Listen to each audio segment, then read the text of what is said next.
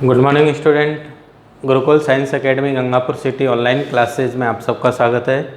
आज हम फिर से लेके आए हैं बायोलॉजी 12th क्लास के चैप्टर 3 परागण, निषेचन, भ्रूणपोष एवं भ्रूण विकास की प्रक्रियाएं, जिसका पार्ट 6 जो है वो आज हम यहाँ पर पढ़ेंगे।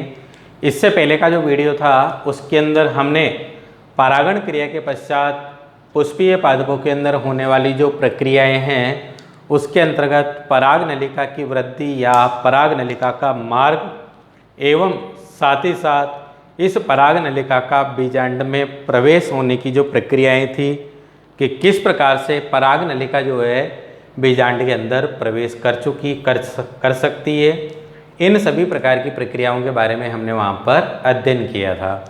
जब हम जानते हैं कि पराग नलिका की वृद्धि के फलस्वरूप जब पराग नलिका को वर्तिका के द्वारा मार्ग उपलब्ध करा दिया जाता है तो यह पराग नलिका रसायनुवर्ती गति द्वारा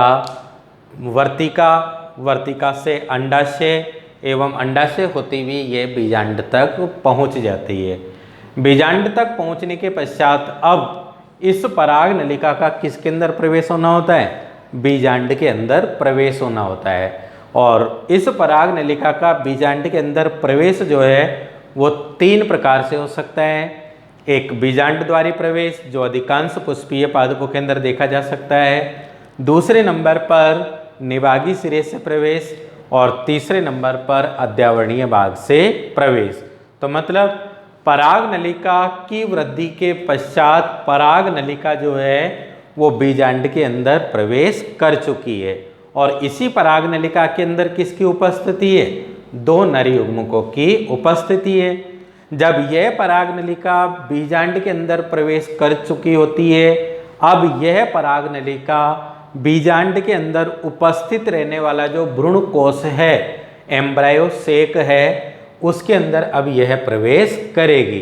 तो अगला जो टॉपिक होगा वह अपने पास में है पराग नलिका का भ्रूण कोश में प्रवेश। तो टॉपिक नोट कीजिए, पराग नलिका का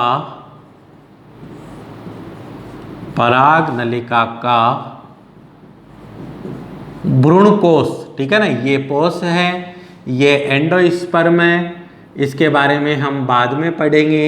ये एंडोस्पर्म है और ये एम्ब्रायोसेक है, एम्ब्रायोसेक, ठीक है ना। और उसमें प्रवेश की प्रक्रिया जो है वो हम यहाँ पर पढ़ेंगे कि पराग नलिका जो है जब बीजांड में प्रवेश कर जाती है तो बीजांड में प्रवेश करने के पश्चात यह भ्रूण कोश में किस प्रकार से प्रवेश करती है।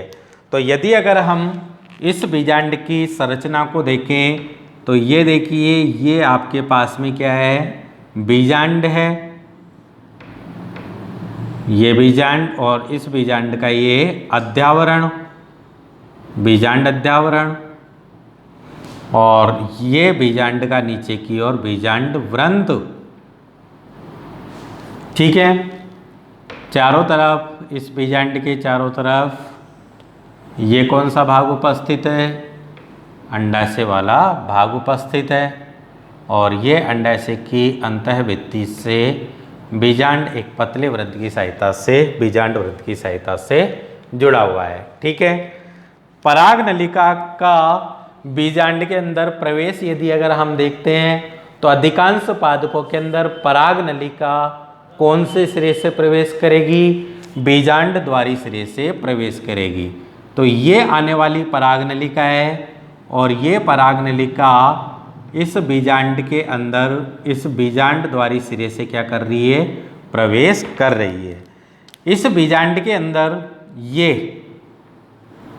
एक संरचना है जिसमें 7 कोशिकाएं हैं, 3 कोशिकाएं ऊपर की ओर, 3 कोशिकाएं नीचे की ओर और 1 कोशिका मध्य में, 2 केंद्रक युक्त। और इस संरचना को हमने यहाँ पर क्या कहा है? भ्रूण कोश कहा है। ये आने वाली जो पराग नलिका है, ये पराग नलिका अब किसके अंदर प्रवेश करेगी? जब बीजांड द्वारी सिरे से यह बीजांड के अंदर प्रवेश कर जाती है, तो ये बीजांड के अंदर तो प्रवेश हो गया, लेकिन अब ये परागनलिका बीजांड में प्रवेश करने के पश्चात अब किसके अंदर प्रवेश करेगी? इस भ्रूणकोश के अंदर की ओर प्रवेश करेगी। जो ये संरचना आपको दिखाई दे रही है, इस संरचना के अंदर अब ये परागनलिका जो है वो इस प्रवेश करेगी। तो इस परागनलिका का भ्रूणकोश में प्रवेश जो है वो किस प्रकार से हो सकता है, कितने प्रकार का हो सकता है? तो देखिए, परागनलिका का भ्रूणकोश में प्रवेश 3 प्रकार से हो सकता है। ध्यान से देखना, परागनलिका का किसके अंदर प्रवेश? ये परागनलिका, और इस परागनलिका का इस भ्रूणकोश के अंदर की ओर प्रवेश 3 प्रकार से हो सकता है। पहला होगा एक सहायक कोशिका व अंड कोशिका के मध्य में से, एक सहायक कोशिका व एक अंड कोशिका के मध्य में से। तो देखिए, ये आपके पास में भ्रूणकोश है, और भ्रूणकोश की संरचना जब आपने पढ़ी थी तो आपको याद होना चाहिए कि इस बीजांड द्वारी सिरे की ओर 3 कोशिकाओं का समूह पाया जाता है, जिसे हम क्या कहते हैं? अंड समुच्चय कहते हैं।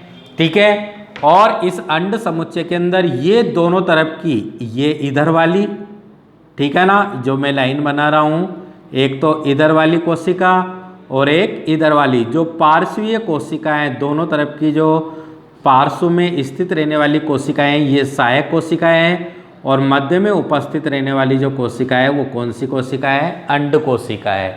अब यदि अगर यह परागनलिका का प्रवेश भ्रूणकोश के अंदर पहले प्रकार में किस प्रकार का हो सकता है? सहायक कोशिका व अंड कोशिका के मध्य में से। तो ये सहायक कोशिका और ये अंड कोशिका, ठीक है ना। तो सहायक कोशिका और अंड कोशिका के मध्य में से ये परागनलिका जो है वो कहाँ पर प्रवेश कर सकती है? भीतर की ओर प्रवेश कर सकती है। तो देखिए, इस प्रकार से यहाँ पर इसका क्या हो सकता है? प्रवेश हो सकता है। ठीक है, तो एक सहायक कोशिका और दूसरी अंड कोशिका के मध्य में से इसका क्या हो गया? प्रवेश हो गया। ठीक है, तो ये सबसे पहले नंबर का क्या है आपके पास में? प्रवेश। ठीक है, यहाँ पर देख लीजिए, यहाँ पर मैं एक छोटे से चित्र के रूप में बना देता हूँ। ये नीचे का भाग, ठीक है ना, नीचे का भाग बना रहा हूँ, जिसमें ये एक सहायक कोशिका, ठीक है ना, ये सहायक कोशिका, और मध्य में से कौन सी कोशिका? अंड कोशिका। और अब यहाँ पर परागनलिका का प्रवेश जो है वो कौन से सिरे से हो रहा है? एक सहायक कोशिका व किसके मध्य में से? अंड कोशिका के मध्य में से। यदि अगर इस प्रकार का प्रवेश होगा तो ये आपके पास में, ये जो लाइन खींची है मैंने, ये जो लाइन खींची है, ये किसके रूप में? परागनलिका है।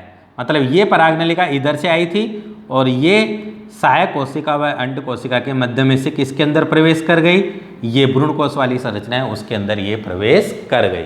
ठीक है, दूसरे नंबर पर किस प्रकार का प्रवेश हो सकता है? तो दूसरे नंबर पर प्रवेश होगा एक सहायक कोशिका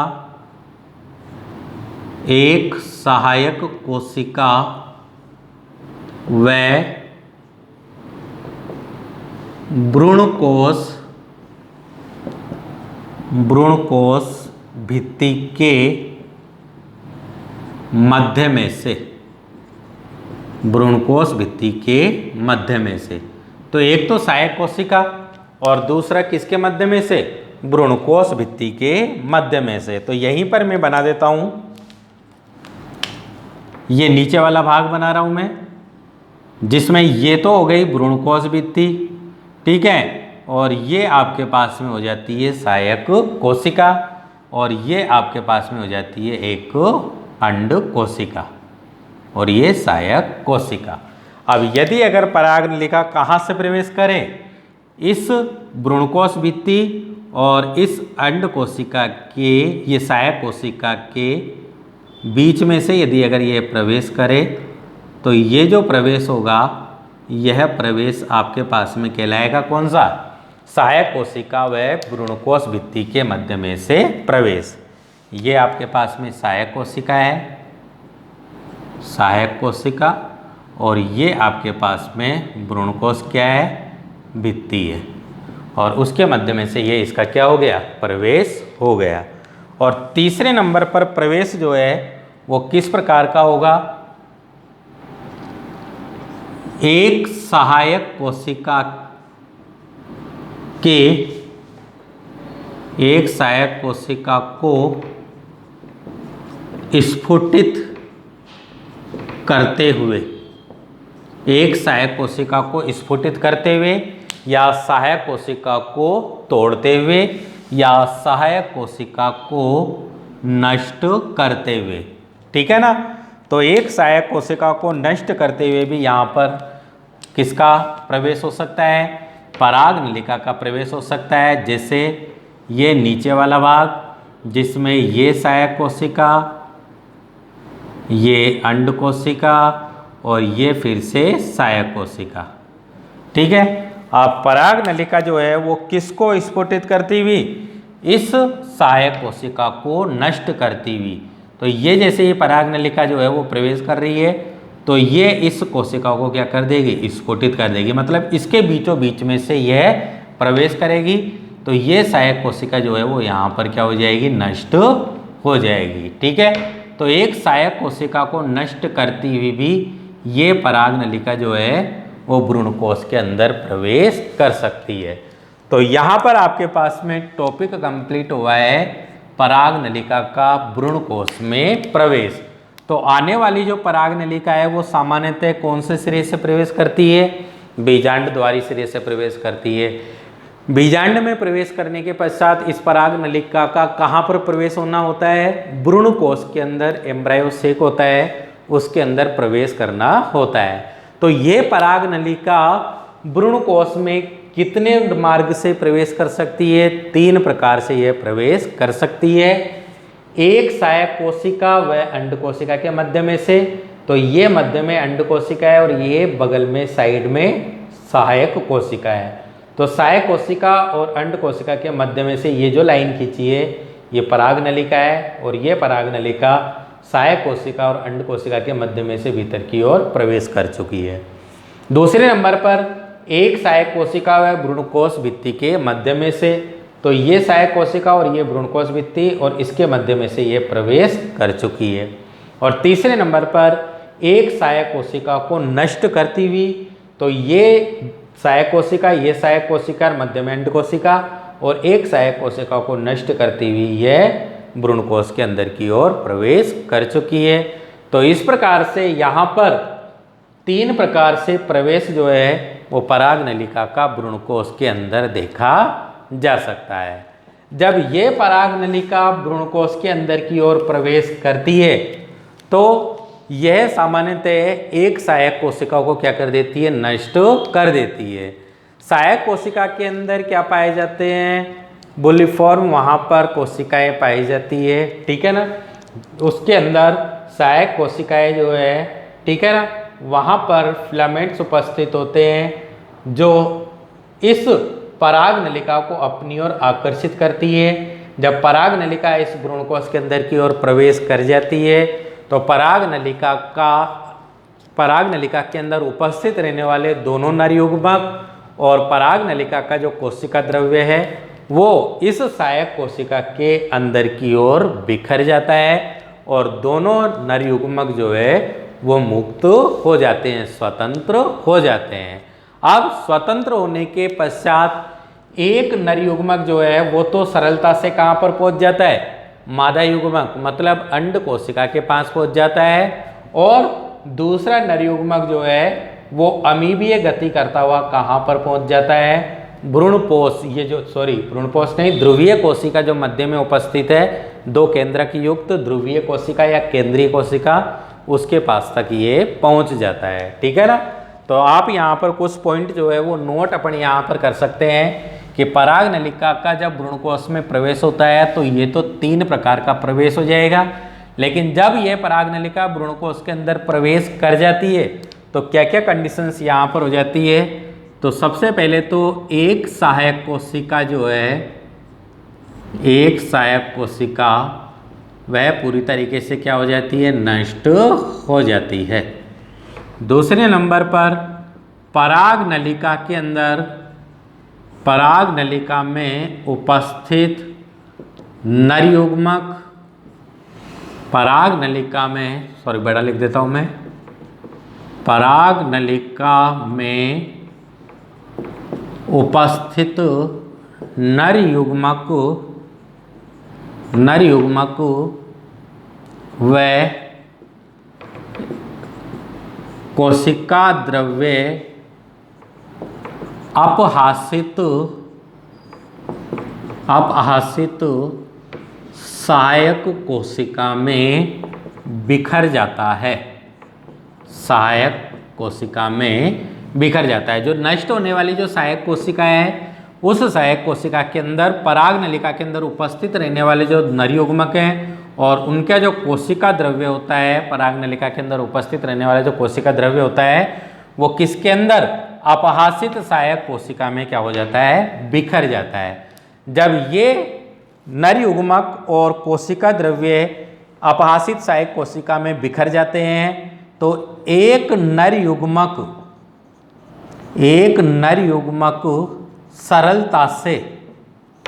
सरलता से किसके पास पहुंच जाता है, अंड कोशिका, जो किसके रूप में उपस्थित है, मादा युग्मक के रूप में उपस्थित है, अंड कोशिका के पास पहुंच जाता है, अंड कोशिका के पास क्या हो जाता है, पहुंच जाता है।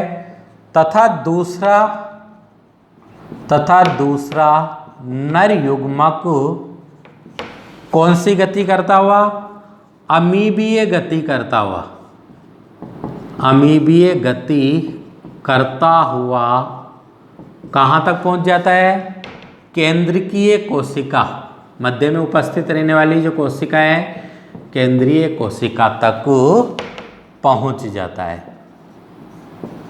केंद्रकीय कोशिका तक पहुँच जाता है। ठीक है, तो इस प्रकार से यहाँ पर पराग नलिका का किसके अंदर प्रवेश हो जाता है, भ्रूणकोश में प्रवेश हो जाता है। ठीक है, तो आप इसे नोट कर लीजिए, पराग नलिका का भ्रूणकोश में प्रवेश।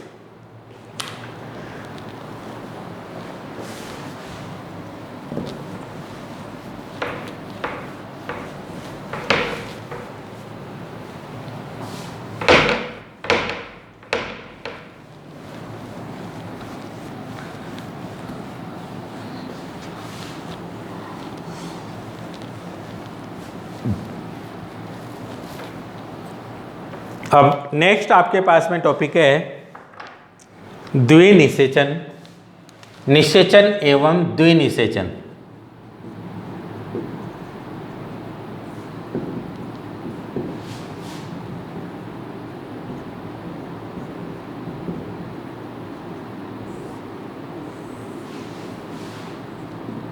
Fertilisation, double fertilisation.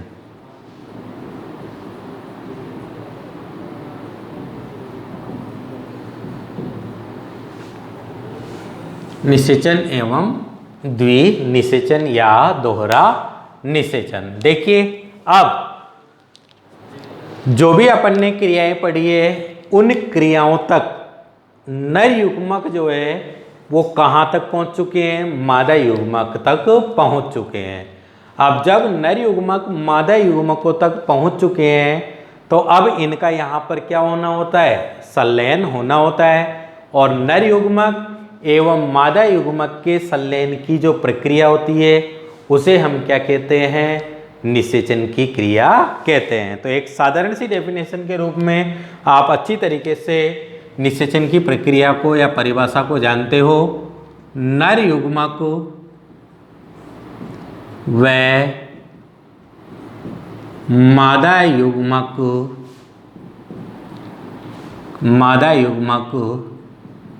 के संलयन की प्रक्रिया क्या कहलाती है? निषेचन कहलाती है। ठीक है। और इस निषेचन प्रक्रिया की खोज जो है, निषेचन की खोज, यह सर्वप्रथम एक वैज्ञानिक थे स्ट्रासबर्गर, और इस स्ट्रासबर्गर नामक वैज्ञानिक ने लीलियम जो पादप होता है, उस लीलियम पादप में किसकी खोज की? निषेचन की खोज की। ठीक है। तो नर युग्मक व मादा युग्मक के संलयन की प्रक्रिया जो है वह क्या कहलाती है? निषेचन कहलाती है। ठीक है। लेकिन यदि अगर हम इन पुष्पीय पादपों के अंदर होने वाली प्रक्रियाओं को देखें, तो पुष्पीय पादपों के अंदर होने वाली प्रक्रियाओं के अंतर्गत दो क्या निर्मित हुए हैं? नर युग्मक निर्मित हुए हैं और एक अंड कोशिका, मतलब मादा युग्मक यहाँ पर क्या है? निर्मित हुए हैं। तो दो नर युग्मक यहाँ पर क्या हुए हैं? निर्मित हुए हैं। तो मतलब दोनों युग्मक किसी न किसी कोशिका से तो क्या होंगे? संलयित होंगे, और किसी न किसी कोशिका से संलयित होंगे तो संलयन की प्रक्रिया को ही हम क्या कहते हैं? निषेचन कहते हैं। अब कितनी बार निषेचित हो रहे हैं? 2 बार निषेचित हो रहे हैं। तो मतलब क्या हो जाएगा? दोहरा निषेचन या द्विनिषेचन हो जाएगा। तो देखते हैं अपन कि किस प्रकार से इन आवृत बीजी पादपों के अंदर दोहरा निषेचन पाया जाता है। तो देखिए, डेफिनेशन के साथ में हम यहाँ पर शुरू करते जा रहे हैं कौन सी प्रक्रिया को? द्विनिषेचन की प्रक्रिया को। तो द्विनिषेचन की प्रक्रिया के अंतर्गत तो एक नर युग्मक व मादा युग्मक के रूप में कौन सी कोशिका? अंड कोशिका के संलयन की प्रक्रिया युग्मक संलयन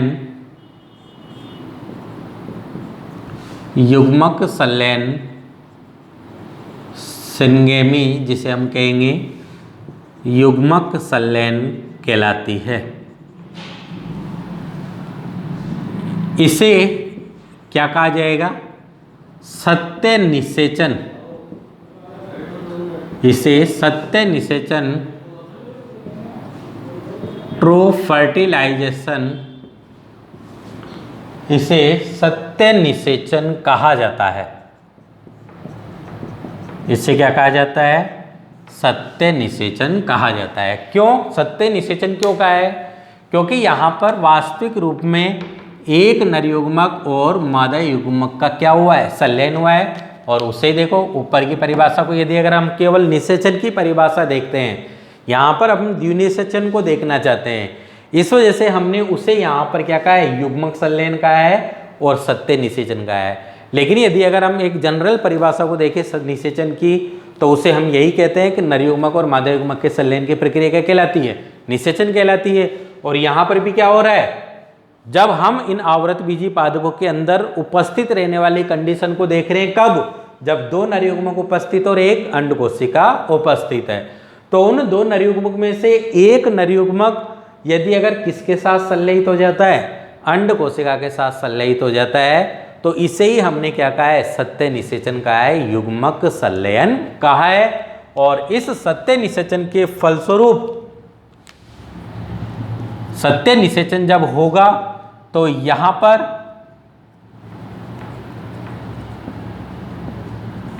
युग्मक संलयन से निर्मित संरचना क्या कहलाएगी?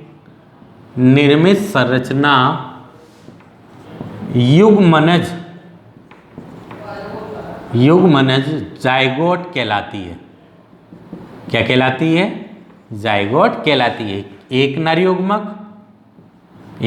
नर युग्मक और दूसरा मादा युग्मक, किसके रूप में? अंड कोशिका के रूप में। और इन दोनों का संलयन हुआ है, तो एक द्विगुणित कोशिका यहाँ पर निर्मित हुई है, जिसे हमने 2n कोशिका, जिसे हमने क्या कहा है, जाइगोट कहा है। ठीक है ना।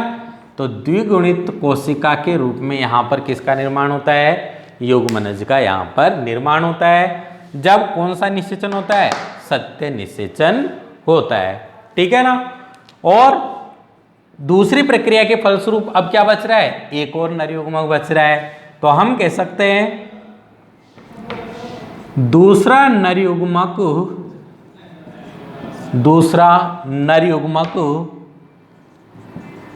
केंद्रकीय कोशिका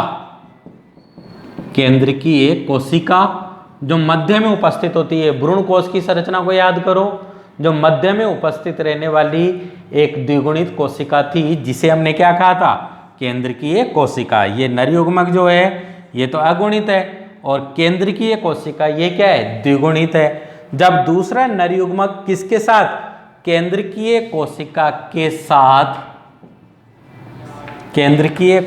के साथ संलयित होता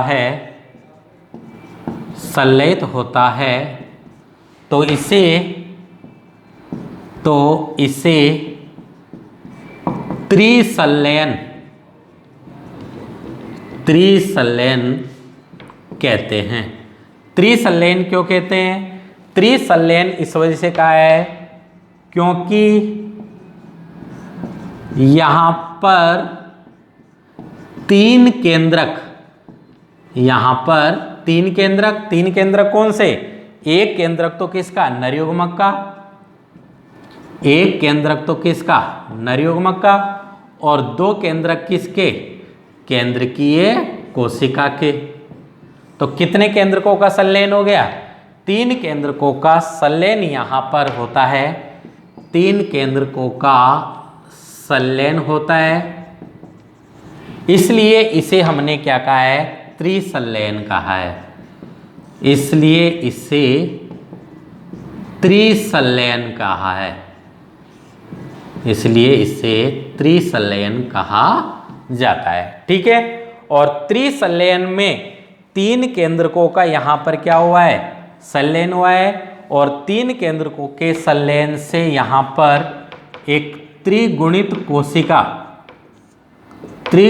कोशिका का निर्माण होता है, जिसे हम क्या कहेंगे, भ्रूणपोष। देखिए अब यहां पर भ्रूणपोष, जिसकी बात हम इस लेसन के अंदर करने वाले हैं, एंडोस्पर्म जिसे कहा गया है, एंडोस्पर्म। ठीक है ना। तो ये भ्रूणपोष किसके अंदर बना है, भ्रूणकोश के अंदर बना है। ठीक है ना।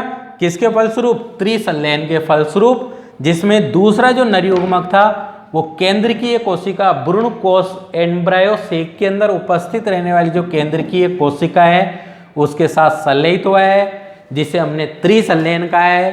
तीन केंद्रकों का संलयन यहाँ पर हुआ है, इसलिए हमने यहाँ पर त्रिसंलयन कहा है। और त्रिसंलयन के फलस्वरूप एक त्रिगुणित कोशिका 3n त्रिगुणित कोशिका यहाँ पर निर्मित हुई है, जिसे हमने क्या कहा है, भ्रूणपोष एंडोस्पर्म कहा है। यहाँ पर सत्य निषेचन युग्मक संलयन के फलस्वरूप तो एक द्विगुणित कोशिका युग्मनज बनती है, और त्रिसंलयन के फलस्वरूप एक त्रिगुणित कोशिका क्या बनती है, भ्रूणपोष बनती है। और इन दोनों प्रक्रियाओं को सम्मिलित रूप से कौन कौन सी, युग्मक संलयन और कौन सी, त्रिसंलयन, युग्मक संलयन एवं त्रिसंलयन की प्रक्रिया को सम्मिलित रूप से क्या कहा जाता है, द्विनिषेचन कहा जाता है। ठीक है ना। तो डेफिनेशन आपके पास में हो जाएगी कि युग्मक संलयन एवं त्रिसंलयन की प्रक्रिया को क्या कहा जाता है, द्विनिषेचन या दोहरा निषेचन कहा जाता है। ठीक है। तो इस प्रकार आवृत बीजी पादपों के अंदर पूछा जाए आपसे कि किस प्रकार का निषेचन पाया जाता है, तो आवृत बीजी पादपों के अंदर सदैव दोहरा निषेचन पाया जाता है। पादपों के कोई सा भी ग्रुप हो, उन सभी ग्रुपों में से दोहरा निषेचन केवल किन के अंदर देखा जाएगा, आवृत बीजी पादपों के अंदर ही देखा जाता है। इसलिए हमेशा आपको ध्यान रखना है, यदि अगर आपसे पूछा जाए कि आवर्त बीजी पादपों में किस प्रकार का निषेचन पाया जाता है, तो दोहरा निषेचन पाया जाता है। दोहरा निषेचन किसे कहते हैं? तो दोहरे निषेचन के अंतर्गत परिभाषा जो है वो आप यहाँ से लिखना शुरू करोगे, जिसमें एक नर युग्मक मादा युग्मक अंड कोशिका के साथ संलयन की प्रक्रिया युग्मक संलयन सिंगेमी कहलाती है। इसे सत्य निषेचन कहा जाता है। और यहाँ पर युग्मक संलयन से निर्मित कोशिका द्विगुणित कोशिका युग्मनज होती है। दूसरा नर युग्मक जो शेष रहने वाला दूसरा नर युग्मक है वो केंद्रकीय कोशिका जो द्विगुणित कोशिका होती है उसके साथ संलयित होता है, तो इसे त्रिसंलयन कहा जाता है। त्रिसंलयन इस वजह से कहा गया है क्योंकि यहाँ पर तीन केंद्रकों का, तीन केंद्रक मतलब एक केंद्रक नर युग्मक का और दो केंद्रक केंद्रकीय कोशिका के, तीन केंद्रकों का यहाँ पर एक साथ संलयन होता है, इस त्रिसंलयन कहलाता है। त्रिसंलयन से एक त्रिगुणित कोशिका यहाँ पर निर्मित होती है जिसे भ्रूणपोष एंडोस्पर्म कहते हैं। और युग्मक संलयन और त्रिसंलयन की सम्मिलित प्रक्रिया को क्या कहा जाता है? द्विनिषेचन, डबल फर्टिलाइजेशन कहा जाता है। और इस द्विनिषेचन की खोज जो है वो एक वैज्ञानिक थे नवास्चिन, और इस नवास्चिन ने 1898 में फ्रिटिलेरिया व लीलियम पादप में, ठीक है ना, इस द्विनिषेचन की खोज की। तो निषेचन की खोज जो है वो तो स्ट्रासबर्गर ने लीलियम पादप में, और द्विनिषेचन की खोज नवास्चिन ने फ्रिटिलेरिया व लीलियम पादप में की। तो ये आपके पास में है दोहरा निषेचन। तो दोहरे निषेचन के फलस्वरूप दो प्रकार की संरचना बनी है, एक तो द्विगुणित कोशिका युग्मनज बना है और दूसरी त्रिगुणित कोशिका भ्रूणपोष बना है। यही भ्रूणपोष निर्मित होने वाले युग्मनज को आवश्यक पोषण उपलब्ध कराता है, अर्थात भ्रूण की वृद्धि, युग्मनज जो है वो तो किसके रूप में परिवर्तित हो जाएगा? भ्रूण के रूप में परिवर्तित हो जाएगा। और इस भ्रूण के विकास की प्रक्रिया जो है वो किसके ऊपर डिपेंड होगी? इस भ्रूणपोष के ऊपर डिपेंड होगी, एंडोस्पर्म के ऊपर डिपेंड होगी। एक बात को और आप यहाँ पर नोट कर लीजिए कि यहाँ पर जब दो, एक तो युग्मक संलयन हुआ है और एक क्या हुआ है? त्रिसंलयन हुआ है। तो यहाँ पर पहले त्रिसंलयन होता है, मतलब पहले भ्रूणपोष का निर्माण होता है और भ्रूणपोष के निर्माण के पश्चात किसका निर्माण होता है? भ्रूण का निर्माण होता है। तो यहाँ पर दूसरी बार होने वाला जो निषेचन है इसे तो पहला निषेचन कहेंगे, सत्य निषेचन को तो प्रथम निषेचन कहा जाएगा, त्रिसंलयन को द्वितीय निषेचन कहा जाएगा। और यहाँ पर द्वितीय निषेचन जो है वो किससे पहले होगा? प्रथम निषेचन से पहले होगा, अर्थात पहले भ्रूणपोष बनेगा, फिर उसके बाद में युग्मनज बनेगा। युग्मनज भ्रूण के रूप में परिवर्तित होगा, तब भ्रूण को आवश्यक पोषण जो है वो किससे प्राप्त होगा? भ्रूणपोष से प्राप्त होगा। तो ये था आपके पास में निषेचन एवं द्विनिषेचन। यहाँ तक की जो प्रक्रिया है, निषेचन तक की प्रक्रिया जो है वो हमने यहाँ पर कंप्लीट कर ली है। तो इस लेसन के दो टॉपिक, एक तो परागण और दूसरा निषेचन, दो टॉपिक अपने पास में पूरे हो चुके हैं। नेक्स्ट वीडियो के अंदर हम फिर से शुरू करेंगे भ्रूणपोष एवं भ्रूण विकास की प्रक्रियाएं। तब तक देखते रहिए online classes Gurukul science academy. धन्यवाद।